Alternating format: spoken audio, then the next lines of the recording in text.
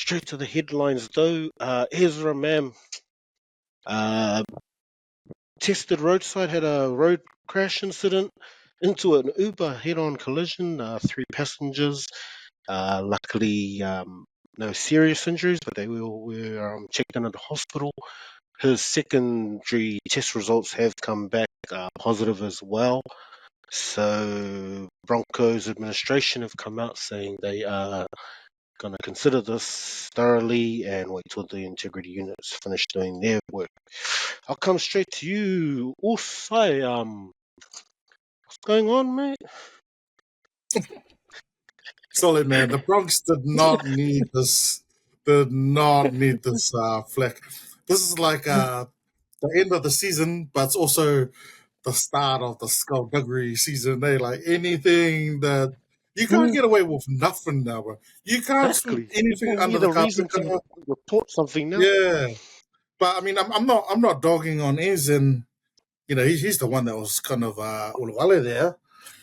We don't, you know, I don't have to be high horse because I was a young man, and you guys were witness to a lot of volleyball stuff that I've done in my young 20s, and I've shared that same conviction as well, driving unlicensed many times. But it is a bit valere on his part, bro, and probably a bit. I don't know. I don't know if your employer should be doing this because these guys they should be grown men, bro. They should be professionals. They've been groomed since going through these academies. They know how to act. Why is he unlicensed anyway, man? Why did you get your license, bro? You know, like I said, I don't want to. I was very unlicensed for a long time until I met Leash. Luckily, got it the wrong way. I still didn't go right. Worked hard for that one, eh? Oh, yeah. I mean, you and that cop who's enjoying the sun in Samoa. Yeah. That's just a bit stupid, bro. It's a bit stupid. You know you're not licensed, and not only that, you know you're not fucking unlicensed, but you want to get on the gear as well? Come on, bro. And it's like, if he had an awesome year, if he took us to the grand final, we won it, and had a good year, made the finals, then it would be like, that's all right, bro. You know, he's up there, but like, you ain't won a shit, bro. And so all the stuff's gonna be just plastered all over you, bro. We've seen in the past, like, kind of bad boys get a bit of they almost like them in the media. They almost build them up to be, this guy's he's a character of the game. But so if your game ain't matching your behavior off the field, and especially if you're brown, media will jump on you. I'm not trying to be racial, but that's just the way we've seen in the past how the media can make people like Andrew Johns, who's on the gear, but he's immortal. He's untouchable. He can do whatever he wants to do. Mervillers. Darren Lockyer done his Mervillers. Remember him? He was doing some stupid ass shit with the champagne. Like, I don't know, but I just say, like, if you're indigenous culture or you're a brown guy, you have to be a Michael Jones off the field, bro. If you don't want bad press, because one slight move. But you know, this is just, you can't hide from this. Hey, Bobby, nothing gets worse than driving unlicensed and then failing your roadside test as well as your backup sample, bro. You're just like, you're lucky. They won't fire him, but pressure on Maguire too. But I think he's just too good of a player to let go. But it'll be a big fine, and he'll definitely be suspended. Yes, a lot of pressure on the Broncos organization because it's happened outside of the league season. It's happened outside of any sort of Broncos related anything really.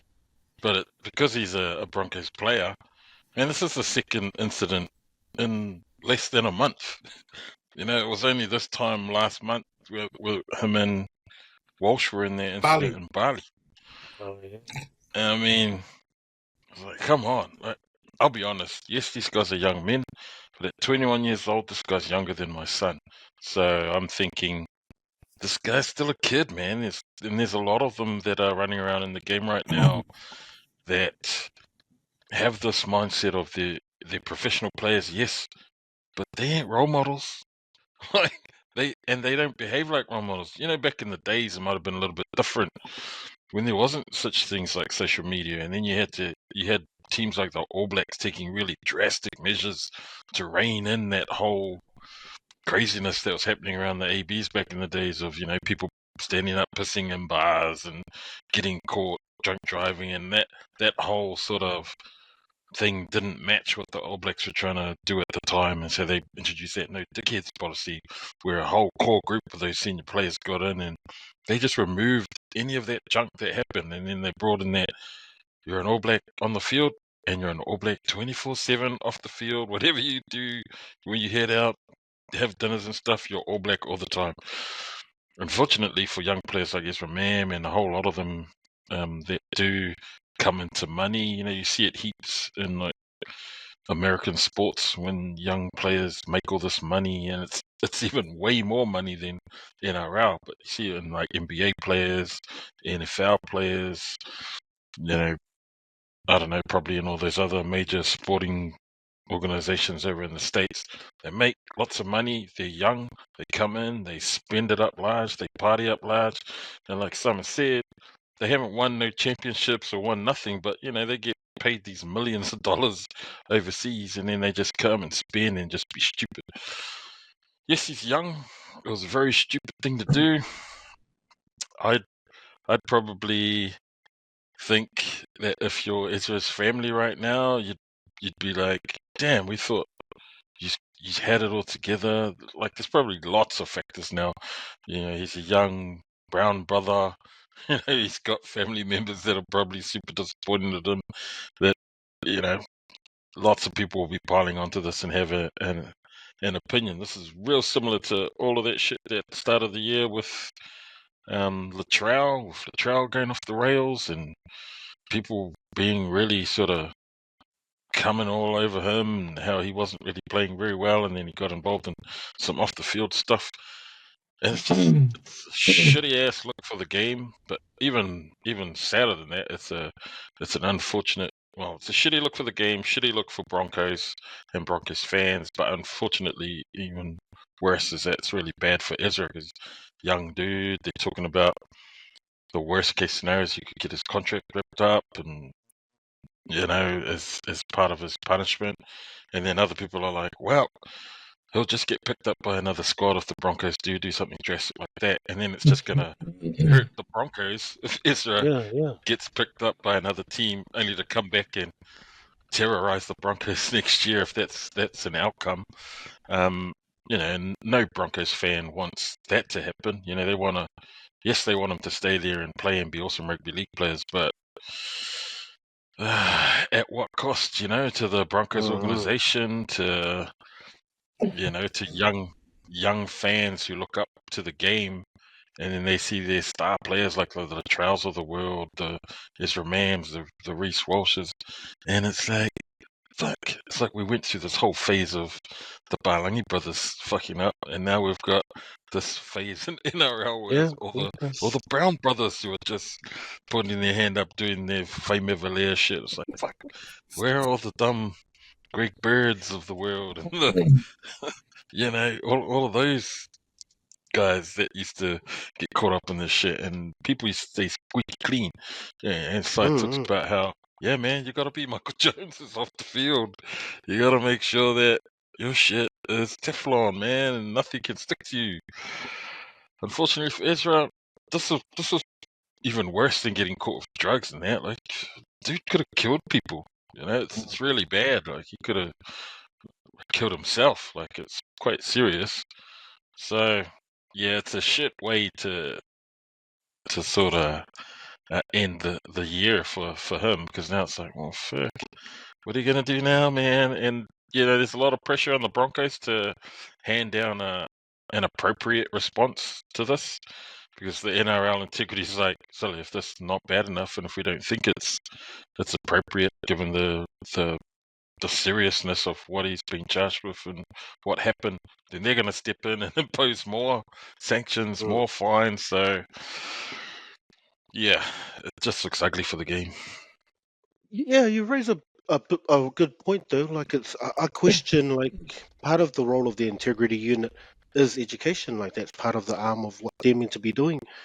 And so, how successful are they in doing that? So, I guess there's a question there: how well are they doing it, and are they targeting the right boys? Because like you mentioned, Latrell, the boys that like kind of that skid the Roosters guys, but everyone just assumed they were on gear, and then Adokar and now Ezra.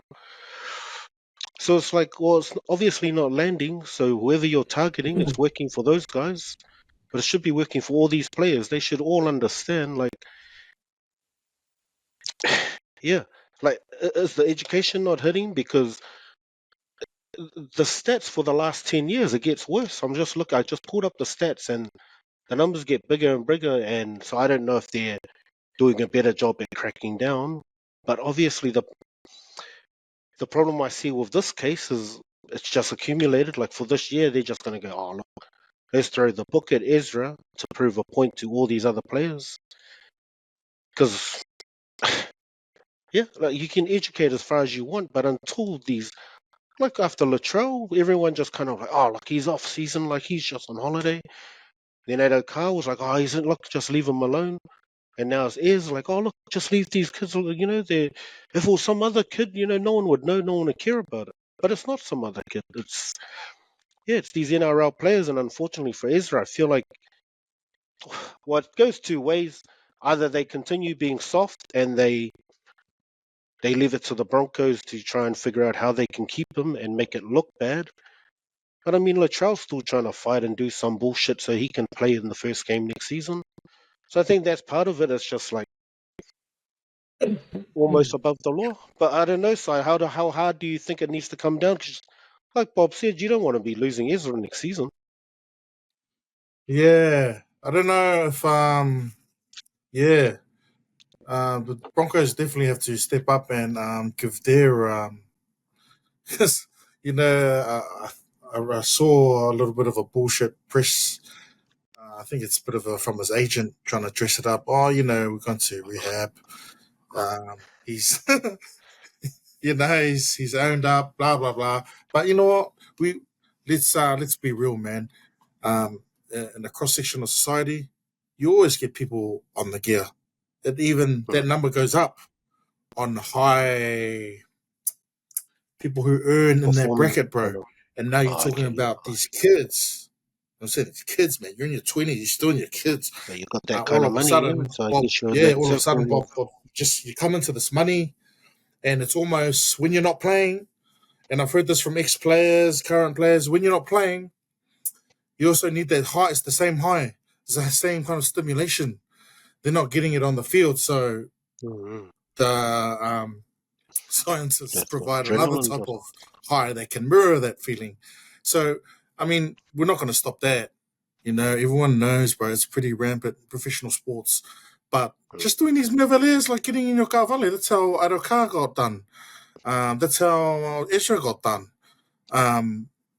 Fucking Waifoi Lachau allowing himself to be surrounded by guys who pull out their phones. So the era for me is just like Mevalesh stuff. Like Mm-hmm. I don't give a stuff myself. My point of view is do whatever you want to do outside of football. But if you go off your pants down, then that's on you. And the sad thing about it, and I've said this in the past, that we shouldn't. We all know as people who've been brought up from a village of strong people who would look up to. Not every kid has that, or not every kid has that upbringing, or has that dad Yeah. in their fale that can show them the way, bro. And for a lot of young kids, especially Apoliki kids, rugby league players are it, bro. And especially these bad boy ones, they're the ones that fucking rip up. They're the most popular players among kids, bro. Trell, got the Yeah, Fox, exactly. Ezra, Yeah. and that's the sad part is that this, if anything, we should talk about education. If anything, you gotta realize that you're not just playing for yourself, man. You play for your people. You play for kids that look up to you. So that's the sad part. But like I said, bro, I don't give a shit. But it's definitely gonna be interesting how the NRL see fit, like the Broncos, because they don't want to be they want to be showing enough that they're doing something. Because all these players, they already have their bad press that like they're rock stars and Kiwi was soft on him. But then at the same time, Maj don't want to be starting too many games without his star 5'8". So I hope from a Broncos point of view, it's not too much. got to do a better job of. Well, this is just Valvalea, bro. We just that on. I don't know. Yeah. 6 weeks Or or 4 or 4, maybe 4, and then forgiven. And let's count. You know, Spencer got longer than that. Spencer got longer than that for calling him a bad word, man. I think it'll be 3 PNG tests that he would have missed. So we'll just say one for the first game, back round 2. That's sufficient in my books. He's doing counselling. He's doing counselling, and he's studying for his tests to be full license. Kalofaya match, Kalofaya Broncos. All right. Anything further, Bobby, before we move on from Ezra? Just on that point that you made around how there needs to be education around players and how they need to behave and stuff. Like, I reckon clubs do put a whole lot of resource into having staff that. Yeah, that's what I mean. Like, because they have to fight this now on 2 fronts in professional sport. They've got there's physical health, and then now there's this mental health side that never existed in sports in the 80s and 90s. You know, duty of care. Yeah, hard out duty of care. So not only do they have to worry, not only do they have to worry about the sport that they play, exacting this really physical toll, and then worrying about, now we see, especially in like NFL, and then you see it in rugby players and rugby league players who have sort of come out and taken the international organizations to court. You see Carl Heyman coming out, XAB. He's now got that CTE, and he's got early on dementia and that sort of stuff. There's all of that stuff that professional sports organizations now have to be really wary about, and the physical stuff is lots of money going out in the first place, but now this mental health stuff, and players not being mentally prepared and needing to have that mental toughness, mental strength, resilience.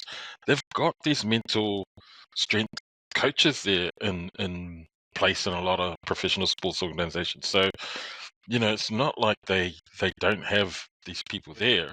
It's I think it's more, it's just this generation, man, that's growing up in social media. I guess, that's the game. Like, it's it's a cross section of society, and so there's a part of society that's great, upstanding people and on the gear, and I guess they just reflect the same in their circle. Yeah, I guess that's the thing. Like NRL, like you look at the Chargers though, like they do hold people to they do a good job of holding them to a higher account.